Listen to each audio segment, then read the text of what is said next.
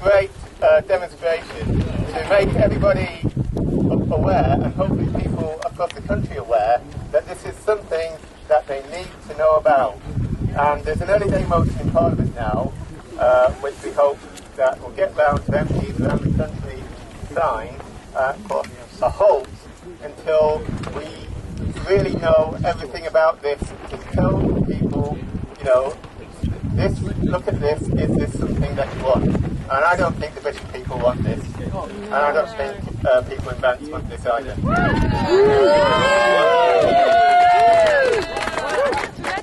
Again, the rig, the fracking exercise this company is doing. I'm really worried about this new technique of extracting gas. It seems to me that it's really dangerous. They're using chemicals in huge amount of water. They're pumping under the ground, and people are already seeing the consequences all over the world. So I think we need to stop this practice to take place. You fracture the ground and the gas comes up in all sorts of random places. You can't collect it all. Some of it gets into the aquifers and you can arguably set fire to your tap water.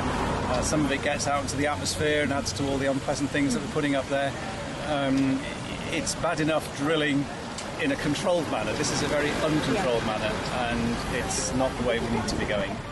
So we're here in solidarity with local people to protest about the fracking site. So fracking is something which has proven in America to be extremely contaminating to the land and to the water. It's caused extreme health problems to local people, to the land, to the animals, to the air as well. It's basically extremely toxic and shouldn't be legal. So we're here to protest about the fracking industry, and we're going to try and we're supporting the campaign locally to shut down or try and stop this particular fracking rig. What do we want?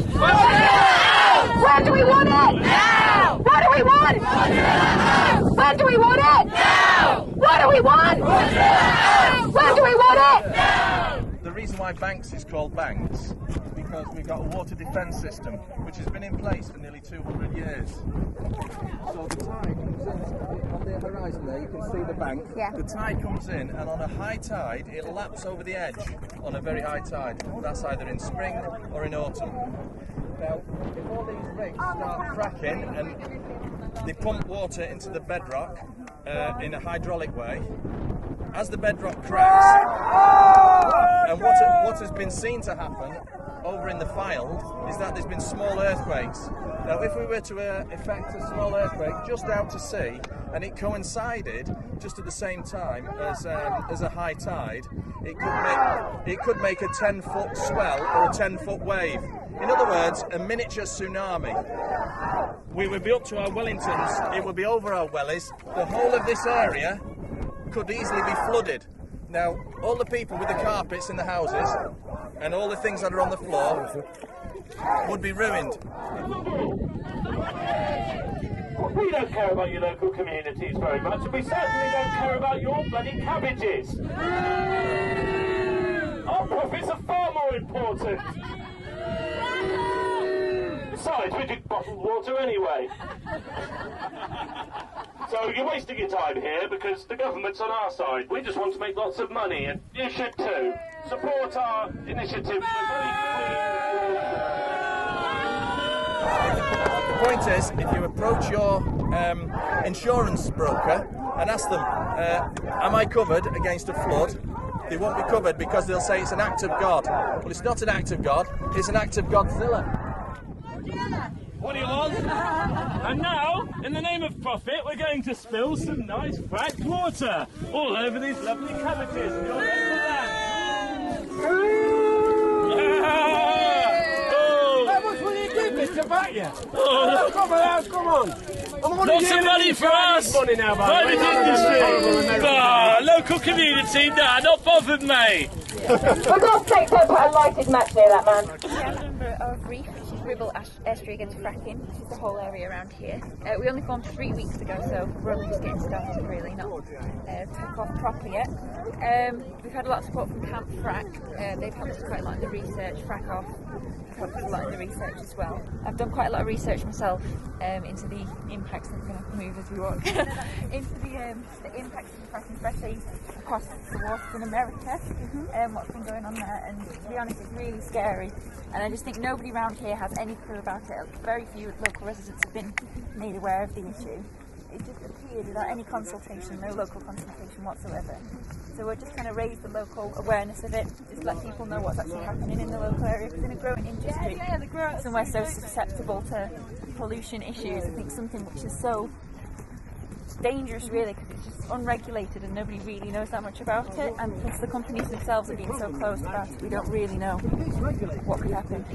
We're here because we're campaigning against climate change, and we're very concerned about the direction the country is taking in terms of realistic plans to move away from fossil fuels, to actually have a plan to prevent the catastrophic destabilisation of global climate, and here we are desperately scrabbling around for more fossil fuels with a process that in America has left a trail of destruction basically.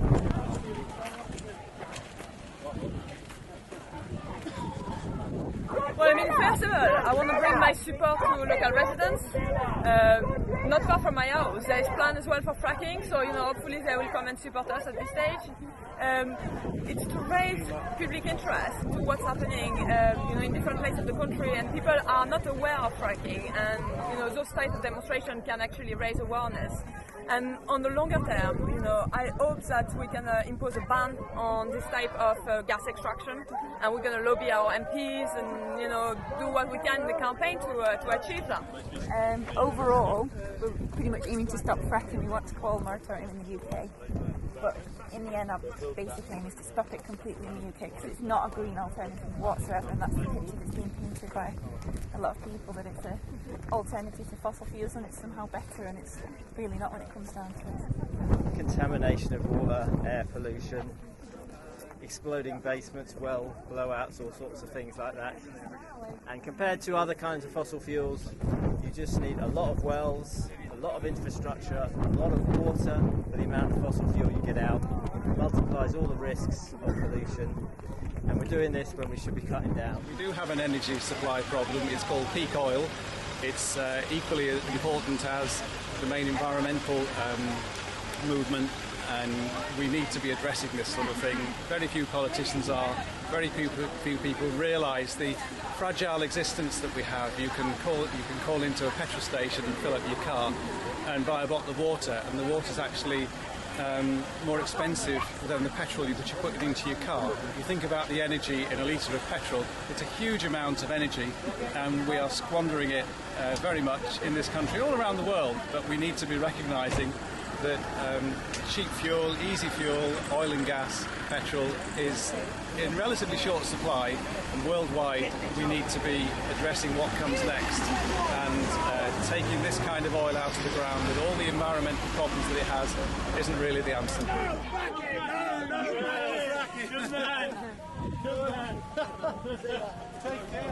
Today will be a really feels like it's been a really motivating and emboldening experience for the local people here, and also as a beginning of a national anti-fracking movement. So that's what I think today's been about, really, as well as sending a signal to the fracking industry that we're not going to take it lying down. In terms of climate change, it's a very difficult thing to understand. It's completely unprecedented. There's no experience.